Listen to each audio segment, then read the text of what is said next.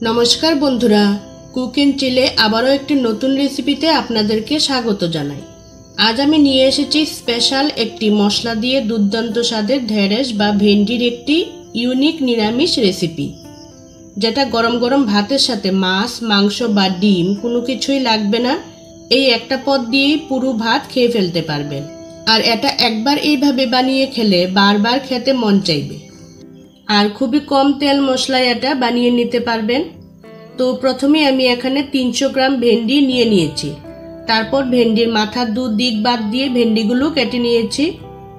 আর ভেন্ডি কাটার আগে খুব ভালো করে ধুয়ে নিয়েছি।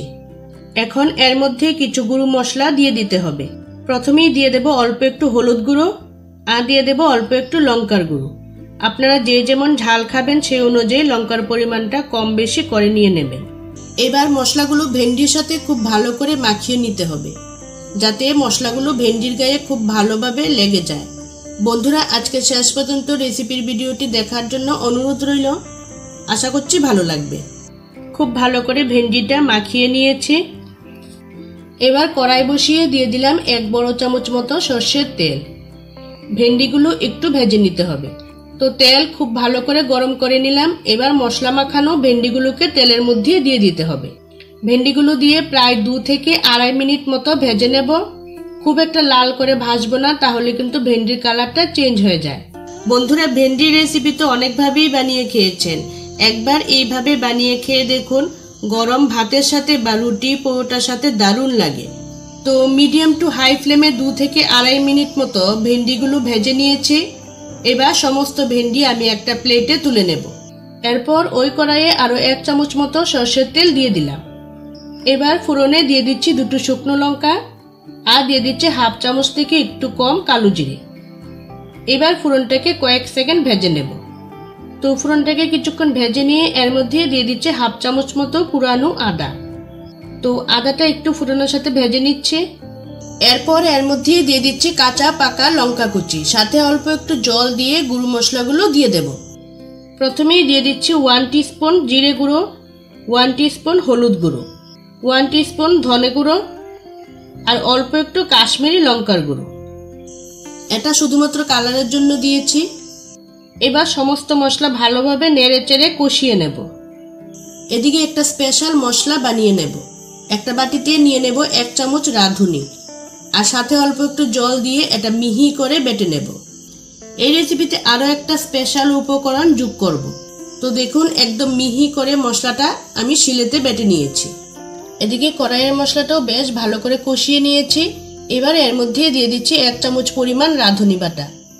অল্প একটু জল দিয়ে আবারও মশলাটাকে খুব ভালো করে কষিয়ে নেব। বন্ধুরা, আজকের পুরো ভিডিওটা দেখে কেমন লাগলো অবশ্যই কমেন্টস করে জানাবেন। ভালো লাগলে একটা লাইক করে দেবেন, কেননা আপনাদের একটা লাইক আর একটা কমেন্টসের মাধ্যমেই জানতে পারি যে আমার ভিডিও আপনাদের কেমন লাগে। আপনি যদি চ্যানেলে নতুন হয়ে থাকেন তাহলে চ্যানেলটাকে সাবস্ক্রাইব করে পাশে থাকার অনুরোধ রইল। তো দেখুন, মশলাটাকে মিডিয়াম ফ্লেমে 2 থেকে 3 মিনিট খুব ভালো করে কষিয়ে নিয়েছি। মশলা থেকে তেল ছেড়ে আসছে। এই পর্যায়ে এর মধ্যে দিয়ে দেব 1/2 কাপ পরিমাণ দুধ। আমি এখানে গরুর দুধ দিয়েছি।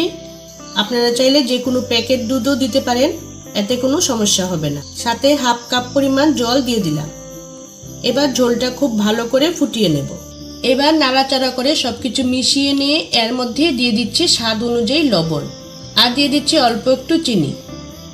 এবার ঝোলটা 2 থেকে 3 মিনিট খুব ভালো করে ফুটিয়ে নেব। তো ঝোলটা খুব ভালো করে ফুটিয়ে নিয়েছি। এরপর এর মধ্যে দিয়ে দেব ভেজে রাখা ভেন্ডি। ভেন্ডিগুলো দিয়ে ঝোলের সাথে নেড়ে চেড়ে মিশিয়ে নেব। তারপর একটা ঢাকনা দিয়ে আরো 2 মিনিট রান্নাটা করে নেব। এতে ভেন্ডিগুলো খুব ভালো করে সেদ্ধ হয়ে যাবে। তো মিনিট 2-1 পর দেখুন বন্ধুরা, ঝোলটা বেশ গাঢ় হয়ে গেছে আর ভেন্ডিগুলো খুব ভালো মতো সেদ্ধ হয়ে গেছে। এবার রান্নাটা আমার একদম রেডি সার্ভ করার জন্য। গরম গরম ভাত হোক বা রুটি পরোটা সবকিছুর সাথে এটা পরিবেশন করতে পারবেন। একবার অন্তত এইভাবে ভেন্ডি রান্না করে দেখুন, দেখবেন রোজ খেতে ইচ্ছে করবে। তো বন্ধুরা, আজকে নতুন স্বাদে ভেন্ডি রেসিপিটি আপনাদের কেমন লাগলো অবশ্যই কমেন্টস করে জানাবেন। ভালো লাগলে একটা লাইক আর শেয়ার করে দেবেন।